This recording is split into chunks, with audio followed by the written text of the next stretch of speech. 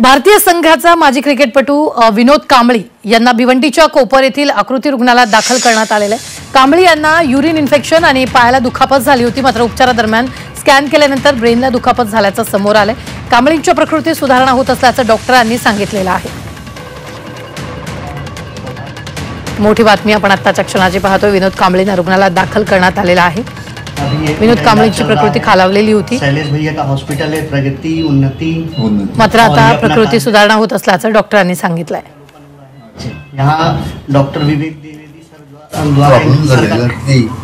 माझा चालायचं प्रॉब्लेम झालेली, पण ते पडलो होतो, चक्कर आलेलं।